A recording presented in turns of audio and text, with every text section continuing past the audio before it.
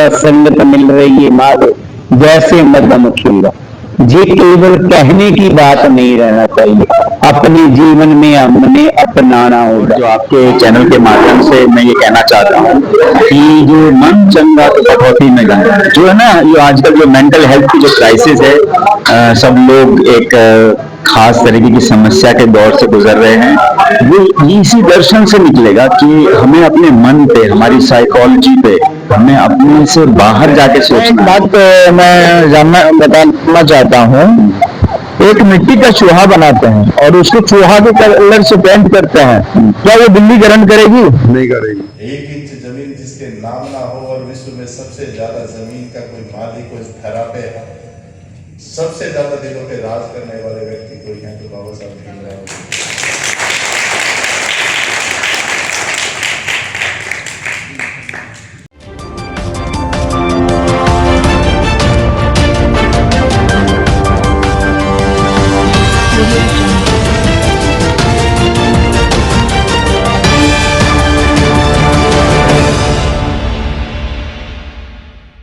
नमस्कार, मैं हूं रूप सिंह गुसाई और आप देख रहे हैं एएनसी इंडिया। सभी दर्शकों का बहुत अभिवादन है।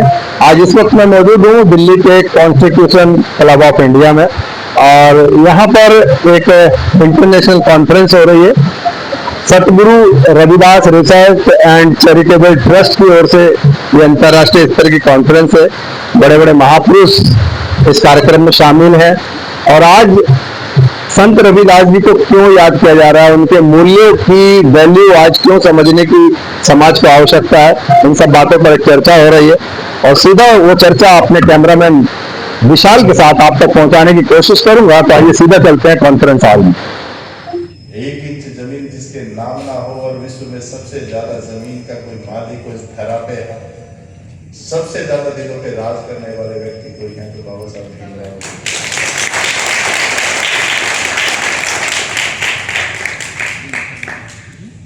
ये कड़वे सत्य है।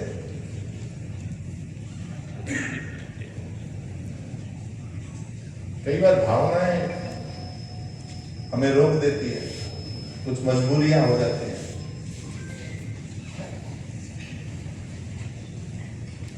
पर रुकावटें उन लोगों के लिए नहीं है जो निश्चय कर लें कि हमें यहाँ जाना है। ऐसे ही मैं पूछ रहा था अभी चौहान साहब से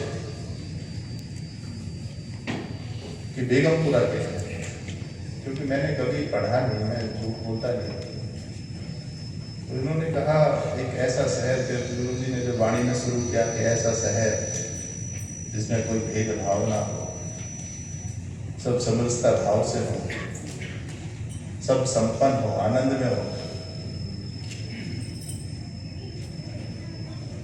हो सकता है? लगता है ऐसा? हो सकता है क्या ऐसा? हो सकता है। जब हम समर्पण भाव से जीना सीख लेंगे तो 100% हो सकता है। तो मैं और मेरा की लड़ाई बहुत बड़ी है, हम सुनते जरूर है और मैं तो जब देखता हूँ कि मेरे जीवन में मैं सबसे ज्यादा लोगों के दुख में गया हूँ और मुझे लोगों ने इतनी ज्यादा वोटों से जिताने का जो तरीका है उसका मूल था, मैंने लोगों के सुख दुख नहीं छोड़े। जहाँ मुझे सुनाई दिया कोई मेरा परिचित था या नहीं था, पर मैं उसके सुख दुख में भागीदार जरूर बना। तो जब संसार में खड़े होते हैं तो लोग बहुत न्यूट्रल होते हैं, जैसे मंदिर के अंदर जाकर होते हैं, वहाँ समर्पण भाव होता है, वहाँ मन में बहुत सारे संशय नहीं होते, आदमी न्यूट्रलिटी के साथ वहाँ खड़ा होता है। वो सबसे ज्यादा न्यूट्रलिटी होती है तो शमशान घाट में होता है, क्योंकि सच्चाई दिखाई दे रही होती है, पर पता नहीं उसकी बाउंड्री से बाहर निकलते ही कौन सा भूत इंसान को घेरता है वो मुझे आज तक समझ में नहीं आया। ऐसे ही मैं आप सबसे निवेदन करूंगा, इस सभागार से जब बाहर निकले तो यहाँ का जो नूर आपके सबके जीवन में चढ़ा है वो नूर बना रहना चाहिए, वो सक्रियता बना रहनी चाहिए। जिस आनंद के साथ आज भी आप यहाँ बैठे वो आनंद बना रहना चाहिए। और बेगमपुरा बनेगा, इस पर विश्वास रखना चाहिए। और धन्यवाद करूंगा आज सदगुरु रविदास सेंटर चैरिटेबल ट्रस्ट को। 108 स्वामी गुरदीप गिरी महाराज जी हैं, बहुत स्वागत है हमारे चैनल में। आज जो ये अंतर्राष्ट्रीय वार्ता जो यहाँ पर हो रही है, उसके द्वारा क्या समाज को संदेश देना? सबसे पहले तो मैं बहुत बहुत धन्यवाद करता हूँ, क्योंकि अमूमन मैं इसको देखा कि जिनकी आवाज कोई नहीं उठाता उसकी आवाज ये उठाता है। और दूसरा बात, सभी झूठ बोलते हैं चैनल ये सच्चाई बोलता है, ये बहुत अच्छी बात है। तो आज का जो समागम हो रहा है, जो सतगुरु रविदास महाराज जी के बेगमपुरे पर हो रहा है, तो बात कर रहा है कि हम इसको कैसे बनाएंगे। तो गुरु जी की विचारधारा को अपना करके हम बेगमपुरे को बना पाएंगे। सबसे पहले हमें प्यार से जुड़ना होगा। सत्संगत मिल रही है माधो जैसे मध्यम खीरा, ये केवल कहने की बात नहीं रहना चाहिए, अपने जीवन में हमने अपनाना होगा। आज हमारी जितने राजनीतिक है, अगर ये एकत्र हो जाए तो आज ही बेगमपुरा बन जाएगा। लेकिन हम बात सभी स्टेजों में कहते हैं, लेकिन जो नहीं रहे। दूसरा बात रहेगा मेरा संत समाज के आगे कि सत्संगत मिल रही है माधो जैसे मध्यम खीरा, इसको अमली लम्मा कहना है। और सामाजिक जथेबंदियों के आगे भी सत्संगत मिल रही है माधो जैसे मध्यम खीरा। जब हम प्यार से जुड़ना शुरू हो जाएंगे तो बात बन जाएगी। दूसरा बात, गुरु जी ने कहा था माधो अविद्या हितकीन विवेक दीप मलिन। जो विवेक के बिना, जो विवेक रूपी दीवा है हमारा, विद्या के बिना धुंधला रह जाता है। विद्यावान बनना है, तर्कशील बनना है। ऐसे नहीं है कि जिधर हुआ लोग चल पड़े हम भी चल पड़े, नहीं। गुरु जी ने कहा अगर बेगमपुरा बनाना है तो हमें ज्ञानवान बनना होगा। और साथ साथ समाज को नशा मुक्त बनाना। गुरु जी ने कहा था रविदास मदरा मत पीजिए, जो चढ़े चढ़े उतराए, नाम महारस पीजिए, जो चढ़े ना उतराए। वो नशा नहीं करना, जो शाम को करे सुबह दोबारा करना पड़े। गुरु जी के नाम का नशा करे। गुरु जी कहते वो नशा ना करे जो आपको बेहोश करता है। तुझे मैं ज्ञान का नशा देता हूँ, तुझे होश में ले आएगा, तुझे जिंदगी जीने की कला आ जाएगा। वो नशा नहीं करना जो आपके परिवार में दलिद्री ले आए। मैं आपको नाम का नशा देता हूँ जिससे आपके परिवार में खुशहाली आए। तो तीसरा बात, गुरु जी ने कहा है हम विकारों के बिना रहना है और जात पात को खत्म करना है। दोमना सीन एक सवाई। तो जी जब हम कर लेंगे, हमारे बहुजन का आपस में प्रेम प्यार हो जाएगा, तो फिर हम बेगमपुरे को बसा लेंगे। गुरु जी, हमारे महापुरुषों ने हमेशा एकता की बात करी है, जाति पाति से ऊपर उठने की बात करी। उसके बावजूद भी समाज में इस तरह की जो भ्रांतियां और इस तरह के मतभेद लगातार बढ़ रहे हैं, उभर रहे हैं।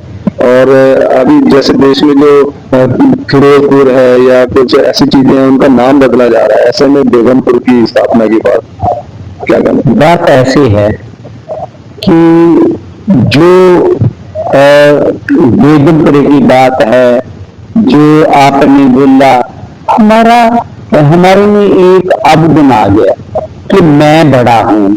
हमने गुरु जी को वाणी को आगे लेकर के चलना। जब ये सोचे मेरा नाम बड़ा हो, मैं प्रधान बनूं, मैं ही आगे बढ़ूं, तो बात बनने वाला नहीं है।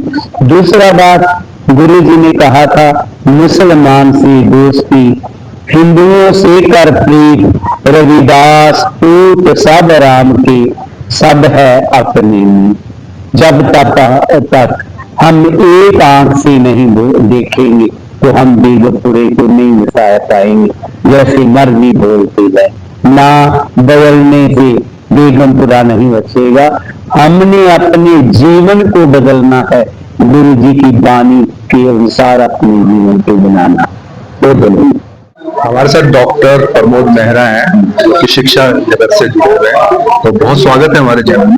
आज जो ये अंतर्राष्ट्रीय स्तर की जो वार्ता हो रही है संत रविदास जी को लेकर, उनके मूल्यों को लेकर के, तो आज जो समाज में कई तरह की जो मतभेद और इस तरह की भ्रांतियां हो गई, जो हमारे महापुरुषों ने जो सीख दी है, कहीं ना कहीं लोग आज उस चीज को भूल गए हैं, भटक गए हैं, तो उस पर क्या कहना चाहिए? देखिए, जो है इस अंतर्राष्ट्रीय समारोह में देश विदेश के बहुत लोगों ने हिस्सा लिया है और ये कार्यक्रम बहुत सफल रहा है। हम आज के इस थोड़े अंधियारे समय में एक रोशनी जलाने में, आप कह सकते हैं कि दिया जलाने में कामयाब रहे हैं। और जो आपके चैनल के माध्यम से मैं ये कहना चाहता हूँ कि जो मन चंगा तो कटौती में गंगा, जो है ना, ये आजकल जो मेंटल हेल्थ की जो क्राइसिस है, सब लोग एक खास तरीके की समस्या के दौर से गुजर रहे हैं। वो इसी दर्शन से निकलेगा कि हमें अपने मन पे, हमारी साइकोलॉजी पे, हमें अपने से बाहर जाके सोचना है। हमें जो भी प्रकृति से जो मिलता है, ये हमें अपने खुद के प्रयोग के नहीं मिलता। हम कैसे एक बाहर जाके अपने हित से परे दूसरे लोगों को, जिनको संसाधनों की हमसे ज्यादा जरूरत है, जैसे मैं शिक्षा जगत से हूँ, तो शिक्षा जगत में मेरा डिग्री लेने से मैं बहुत बड़ा प्रोफेसर नहीं हो रहा हूँ। अगर मैं जाके, अगर मेरे पड़ोस में कोई ऐसा विद्यार्थी है जो सिर्फ किसी संसाधन के कमी के कारण, फीस ना होने के कारण, या वो ट्यूशन नहीं कर पा रहा है, या तो मेरे एजुकेशन कोई काम की नहीं। तो हम यही बात कर रहे हैं, युवाओं से अपील, मैं आपके चैनल के माध्यम से अपील करना चाहता हूँ कि जो बच्चे खुद काबिल हो गए हैं, चाहे वो चाहे स्कूल के लेवल पे पढ़ाएं, कॉलेज के लेवल पे पढ़ाएं, और हर हफ्ते में कम से कम 2 से 3 घंटे का, जिसको आप कहें शिक्षा दान करें। पहले हम बात करते हैं श्रम दान, जो जिनको जरूरत है। तो अगर हम इस बात पर ध्यान देंगे कि आज के दिन भारत को अगर एक कंज्यूमर इकोनॉमी की बजाय अगर नॉलेज इकोनॉमी बनना है, हमें अपनी ज्ञान परंपरा को फिर से स्थापित करना है, तो हमें एक मानव से दूसरे मानव के बीच में जुड़ाव है, उसके प्रति ज्यादा सजग होना पड़ेगा और अपनी जिम्मेदारी को पहचान कर आइए जो है, जो भी हमारे पास है उसको इस समाज में न्यौछावर करें। सर, आप शिक्षाविद हैं, तो मैं एक जानकारी जानना चाहूंगा। जैसे हम जब देखते थे कि जो 3 साल का जो है BA प्रोग्राम होता था, BSc, और 1 साल में 4 ही पेपर देने होते थे, फीस भी कम होती थी। अब 3 साल के लिए 4 साल हो गए, 4 पेपर्स के बदले उसको 7-8 सेमेस्टर के रूप में कई पेपर देने होते हैं, और उसकी जो फीस भी डबल टिबल हो गई। तो इससे क्या विद्यार्थी को लाभ है? देखिए, ये बोझ नहीं, उनके पेरेंट्स बोझ, ये एक शिक्षा का ये बदलाव जिसको हम नेशनल एजुकेशन पॉलिसी 2020 बोलते हैं, उसमें बाहर से लगेगा कि ये बोझ बढ़ रहा है, पर आप ये देखिए कि इसमें डिप्लोमा, सर्टिफिकेट और डिग्री का कंपोनेंट है ना। अभी 3 साल की जो BA है वो है, अभी ऐसा नहीं है कि वो खत्म कर दी गई है। जो 4 साल की जो BA की आप बात कर रहे हैं वो रिसर्च के लिए होगी। आप अगर 4 साल की BA करेंगे तो आपको सीधा PhD में एडमिशन ले सकते हैं, अगर आपके 75% से ज्यादा मार्क्स हैं। तो ये बहुत समझने की जरूरत है। किसी अफवाहों में नहीं जाएं, अपने टीचर से जाके बात करें। अगर आप किसी कारण से एक पहले साल में ही अपनी डिग्री को छोड़ देते हैं, आपने पहले साल के पेपर पास किए, तो आपको एक सर्टिफिकेट मिलेगा ना। पहले ये होता था कि आप किसी कारण से डिग्री पूरी नहीं कर पाते तो वो पूरी मेहनत आपकी बेकार हो जाती थी। तो ये प्रावधान, हाँ, जो बढ़ती हुई फीस और कमर्शलाइजेशन, ये चिंता का विषय है। हम बार बार सरकार से गुहार लगाते हैं, हम बार बार कहते हैं कि जब शिक्षा महंगी हो जाएगी तो शायद प्रोडक्ट रह जाएगी, वो शिक्षा नहीं होगी। उसको पढ़ के जो मान लीजिए जो कोई डॉक्टर, इंजीनियर जो 1-1 करोड़ या 2-2 करोड़ रुपए में अगर अपनी डिग्री कर रहा है, तो वो वापस आके कभी समाज सेवा की नहीं सोचेगा, वो उसकी सोचेगा कि मुझे इसकी क्या कीमत वापस मिलेगी। तो ये एक हमारे सामने प्रश्न है। इस आप कहें एक कैपिटलिस्टिक सोसाइटी में, एक मटेरियल सोसाइटी में, उसके लिए हम मिलजुल के ऐसा कोई प्रयास करें। जो मेरी यूनिवर्सिटी है IGNOU, वो ऐसे प्रोग्राम बनाती है जो बहुत ही, जिसको हर कोई अफोर्ड कर सकता है, और उसकी वो आपको ऑडियो वीडियो के तहत, रेगुलर क्लासेस के तहत, और जो मल्टी डायमेंशनल जो एजुकेशन है उसके थ्रू आपकी मदद करती है, और जो महंगाई वाली बात से हम वहां बच सकते हैं। Thank you so much. आपका बहुत बहुत धन्यवाद। हमारे साथ मिस्टर परवीन कुमार हैं, जो कि बिहार से स्पेशली आज के इस कॉन्फ्रेंस में आए। बहुत स्वागत है दिल्ली में। Thank you. तो जो अंतर्राष्ट्रीय कॉन्फ्रेंस आज यहाँ पर आयोजित है जी संत रविदास जी को लेकर के, तो क्या इसका अभिप्राय है, क्या दर्शकों को बताना चाहेंगे? ये सबसे बड़ी बात है कि संत रविदास जी जो है बहुत ही महान पुरुष व्यक्तित्व है। बिल्कुल। ठीक है, और इनके बारे में बहुत लोग नहीं जान रहे हैं। ठीक है, और सबसे बड़ी अभी जो यहाँ मीटिंग चल रही है ना, तो लोगों को जागरूक करने के लिए लोगों में जो शिक्षा की कमी है, जो संत रविदास जी को नहीं जान रहा है, ये सब के बारे में मतलब सारा देश विदेश में सभी को जानकारी हो इसके बारे में। संत रविदास जी कई ग्रंथ को लिख चुके हैं, बहुत सारे ऐसे ग्रंथ को लिख चुके हैं जो कि किसी ने नहीं लिख पाया। उनकी उपलब्धियां, उनके किए हुए कार्य लोगों को जन जन तक पहुंचे ताकि पहुंचे, उससे विकास हो। और इंडिया में हर एक राज्य में, हर एक जिले में ये इस ट्रस्ट हो, रविदास जी के खुद का स्कूल बने, कॉलेज बने, यही उम्मीद करते हैं, यही आशा करता हूँ। और जैसा कि बड़े बड़े संतों ने तो उपदेश दिए, जो सीख दी, उसके बावजूद भी आज समाज में इस तरह की घटनाएं देखने को मिलती है कि उसने दलित बोला, उसने जाति सूचक शब्द बोला, और इन्हीं चीजों को लेकर के लड़ाई झगड़े चलते रहते हैं। मैं एक बात मैं बताना चाहता हूँ। एक मिट्टी का चूहा बनाते हैं और उसको चूहा के कलर से पेंट करते हैं, क्या वो बिल्ली ग्रहण करेगी? नहीं करेगी। आम के पेड़ में कभी केला लगेगा? नहीं लगेगा। धान के बीज में, धान के पेड़ में कहीं गेहूं निकलेगी? नहीं। हाँ, तो इंसान में जातिवाद कहाँ? हाँ, कभी हाथी के बच्चे कभी बिल्ली होते हैं? वो सब तो ठीक है, फिर भी हो रहा है समाज में। तो समाज में ये जो हो रहा है ना, ये ऐसी इंसान है, हम लोग सभी एक होके मतलब इंसान है, ये छुआछूत की जो भावना है वो नहीं होनी चाहिए। वो नहीं होनी चाहिए। हम इंसान में ये कहा था, डोम चमार मुसर जोला लाला कैस्ट बावन राजपूत, ये कहाँ होता है? हाँ, जब हाथी का बच्चा कुत्ता को पैदा नहीं कर सकता है, कुत्ते का बच्चा हाथी के बच्चे को पैदा नहीं कर सकता है, तो ये इंसान के बच्चे में मतलब जातिवाद कहाँ से? बिल्कुल। कहीं ना कहीं महापुरुषों का जो सीख है, उपदेश है कि इंसान को इंसान ही रहना चाहिए, इंसानियत उसमें होनी चाहिए। और ये भेदभाव, जातिवाद ये नहीं होना चाहिए, बिल्कुल नहीं। इसी के प्रचार प्रसार के लिए ये संस्थान जो है काम कर रहा है, बहुत काम कर रही है। और फिलहाल में मैं बिहार के सुपौल डिस्ट्रिक्ट से हूँ और जिला के जेडीयू के युवा महासचिव भी हूँ। ठीक है, मेरा नाम है परवीन कुमार, प्रिंट। धन्यवाद, थैंक यू। हमारे महापुरुषों की दी हुई सीख से आज समाज भटक रहा है। आज फिर से समाज में वही मतभेद, वही लड़ाई झगड़े एक बार देखने को मिल रहे हैं, और इन्हीं वजहों से आज फिर से महापुरुषों की वो बातें, वो उनके उपदेश, वो सीख सुनने की, समझने की समाज को बहुत आवश्यकता है।